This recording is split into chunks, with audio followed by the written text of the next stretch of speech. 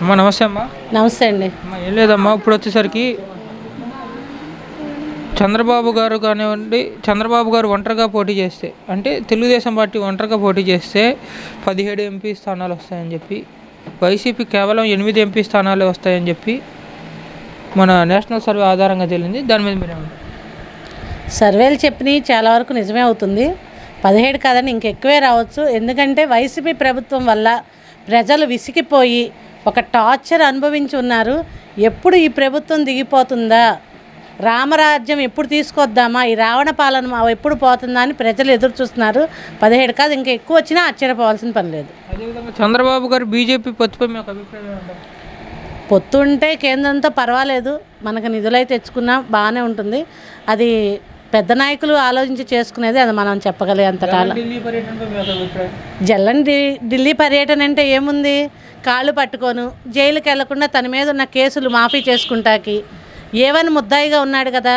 ఆ వైసీపీ ప్రభుత్వం మొత్తం A1 కిలాడీలు, రౌడీలు, బాబాయిని చంపినాళ్ళు, కోడికత్తి డ్రామాలు, ఎస్సీ అతన్ని చంపి ఇంటికి పార్సిల్ చేసిన వాళ్ళు, ఇట్లాంటి వాళ్ళే కదా ఎమ్మెల్యేలు, ఎంపీలు, వీళ్ళంతా. వాళ్ళ మీద కేసులు అవన్నీ తీసేసుకుంటాం కోసం పద్దాక వెళ్ళి ఢిల్లీ పర్యటన, మోడీ గారు కాళ్ళు పట్టుకుని, అమిత్ షా గారు కాళ్ళు పట్టుకుని జైలుకి వెళ్లకుండా ఉండడం కోసం వెళ్ళే పని తప్పితే, ప్రభుత్వం వెళ్ళి మనకి స్పెషల్ స్టేటస్ కానీ, ప్రజలకు ఏమైనా అభివృద్ధి చేసుకుంటానికి నిధులు తెద్దామని కానీ ఇట్లాంటివి అనేవి జగన్ దానిలో కళ్ళన్న మాట చెప్పుకోవాలి. అట్లా అన్న నమస్తేనా. నమస్తే అమ్మా. మీ పేరేనా? నా పేరు శ్యామకుమార్, 8th డివిజన్ అండి మాది. ఏం లేదన్న, ప్రధానంగా నాని గారి హయాంలో మీ 8th డివిజన్ కానివచ్చు, మచిలీపట్నం నియోజకవర్గం కానివచ్చు, ఎలా అభివృద్ధి జరిగిందంట? మచిలీపట్నం నియోజకవర్గం గురించి చెప్తే మొత్తం శూన్యమే సార్. ముఖ్యంగా 8th డివిజన్ మేము ఉన్నటువంటి ఏరియా పరంగా మాకు తెలిసినంత వరకు చూస్తే ఒక కచ్చా డ్రైన్కి కొబ్బరికాయ కొట్టిన పాపం అనేది లేదండి. మున్సిపాలిటీ వాళ్ళు వస్తారు పాపం, వాళ్ళు సమ్మిలు గిమ్ములు వాళ్ళ జీతాలు అందగా చేయక వారానికో 10 రోజులకో వస్తారు. వాళ్ళు వచ్చి ఒక ఏరియా ఉందంటే వచ్చి కొంచెం లాగుతారు, పారతో లాగేస్తారు. వాళ్ళకి వీలు కుదిరినేపు లాగుతారు, మిగతా వైపు వెళ్ళిపోతారు. అస్తవ్యస్తం, దోమల బెడద. రోజు కావాలంటే మీరు వచ్చి పగల నుంచి రాత్రి వరకు లైవ్లో చూసుకోవచ్చు. మీరు వచ్చి ఎలా ఉంది వార్డు పరిస్థితి అని. ఎక్కడ చెత్త అక్కడదే, ఎక్కడ చండాలం అక్కడదే. ఈ పిచ్చ కుక్కలు పిచ్చగా తిరుగుతున్నాయి. స్కూల్కి వెళ్ళే పిల్లలు ఏమన్నా పడుతున్నాయి ఆ కుక్కలు. వాటిని కూడా చూసి ఎవరో దాన్ని పట్టించుకునే నాదులు లేరు. ఎక్కడైనా యాక్సిడెంట్ జరిగితే ఆ ఏరియా కొంచెం 5 రోజులు కొంచెం ఇచ్చేస్తారు. మళ్ళీ మామూలే. రోడ్డంతా నానా చండాలం, నానా దరిద్రం అనమాట. అదేవిధంగా తీసుకుంటే అసెంబ్లీ సమావేశాల్లో వైసీపీకి 151 మంది ఎమ్మెల్యేలు ఉండగా కేవలం 90 మంది హాజరవడం జరిగింది మన అసెంబ్లీ సమావేశాలకి. మిగతా వాళ్ళందరూ వైసీపీ ప్రభుత్వానికి కావచ్చు, జగన్ గారికి కావచ్చు వ్యతిరేకంగా ఉన్నారంట. ఇంకా సంతోషించాలి, 90 మంది అన్న ఉన్నారు. ఇంకా ముందు చూస్తే ఆ 90 మంది కూడా ఉండరు వైసీపీకి. ఎందుకంటే ఇప్పుడు నియోజకవర్గాలకి ఎమ్మెల్యే టికెట్ ఇవ్వటం కోసం ఎవరు దొరక్క ఒక్కొక్క కుటుంబంలోనే 5 మందికి ఇస్తున్నాడు జగన్. ఎందుకంటే ఆ జగన్ బుద్ధి ఏంటన్నది, ఈ రాక్షసుడు దానిలో మనం ఉండలేము, మనం చేయలేము, ఇది ఒక రావణ కాష్టలాగా ఉంది, దీనివల్ల మన బతుకులు నాశనం అయిపోతాయి, రేపు నాడు మన కుటుంబాలు బతకాలని చాలామంది ఎమ్మెల్యేలు, వైసీపీ ఎమ్మెల్యేలు కళ్ళు తెరిచి మా కొద్దు బాబో ఈ రాక్షసుడు అని చెప్పి పక్కకు తప్పుకున్నారు. ముందు ఆ 90 మందిలో కూడా చాలామంది తప్పుకుంటారండి. నమస్తేనా. నమస్కారం. మీ పేరేనా? నా పేరు బేతపూడి రాజు. ఎవరన్నా? మచిలీపట్నం. ఏం చేస్తున్నారు? నాది ఫాస్ట్ ఫుడ్ వ్యాపారం.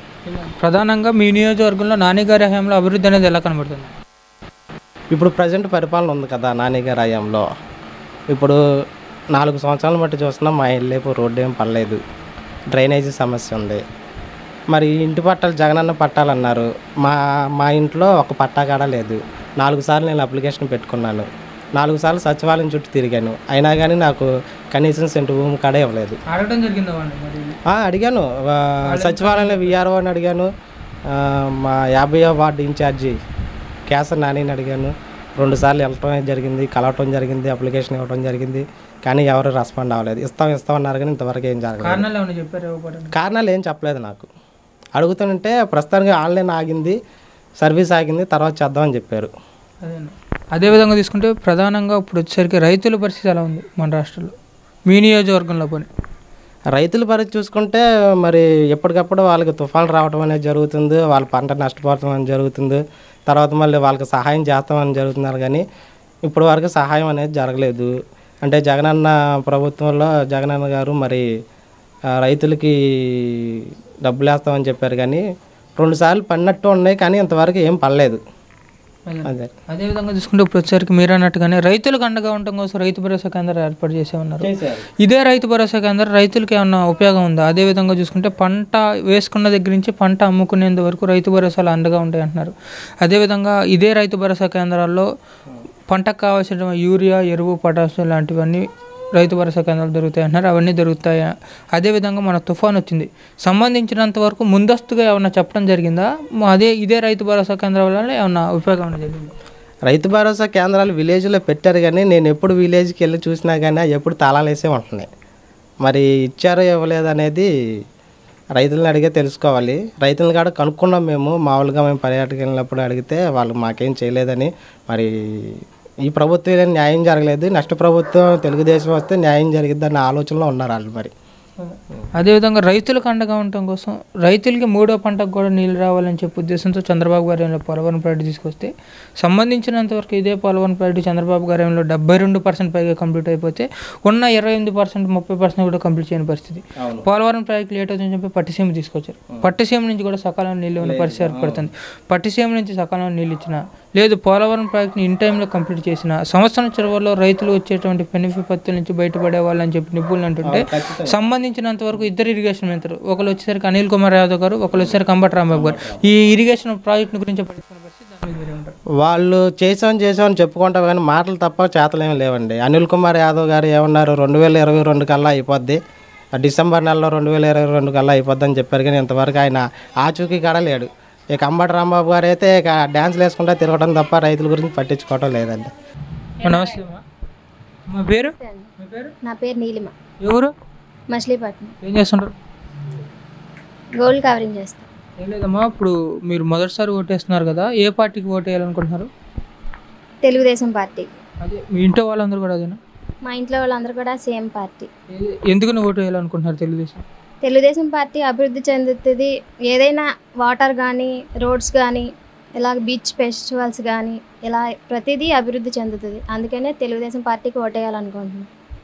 అదేవిధంగా మీ నియోజకవర్గంలో తెలుగుదేశం పార్టీ హయాంలో ఎంతవరకు అభివృద్ధి జరిగిందని చెప్పగలరు? చాలా వరకు అభివృద్ధి చెందింది. అసలు అభివృద్ధి చెందిందే తెలుగుదేశం పార్టీలో. ఇప్పుడు ప్రజెంట్ ఉన్న వైసీపీ పార్టీలో అభివృద్ధి చెందిందే లేదు. రోడ్స్ కానీ, అసలు కరెంటు బిల్లు కూడా, సరుకులు ఏంటి, మొత్తం నిత్యావసర సరుకులు మొత్తం అన్నీ, అసలు ఏది అభివృద్ధి అనేది లేదు. నిత్యావసర ధరలు కూడా బాగా పెరిగిపోయినాయి కదా.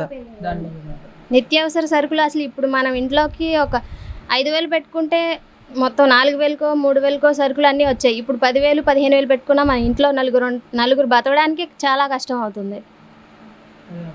అదేవిధంగా ఇప్పుడు వచ్చేసరికి మన రాష్ట్రంలో ఎటువంటి ప్రభుత్వం కావాలని మీరు కోరుకుంటున్నారు? అభివృద్ధి చెందే ప్రభుత్వం కావాలని కోరుకుంటాం కదా ఎవరైనా.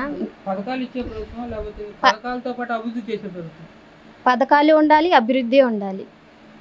అదేవిధంగా చూసుకుంటే ఇప్పుడు వచ్చేసరికి ప్రస్తుత జగన్ పాలనలో ఏమైనా ఆయన ఇస్తున్నటువంటి పథకాలన్నీ మీకు అందినాయా? ఆయన ఇస్తున్న పథకాలు ఏవి మాకు అందట్లేదు. ఇళ్ల పట్టాలు ఇస్తున్నారు, అది మీకు రాలేదు.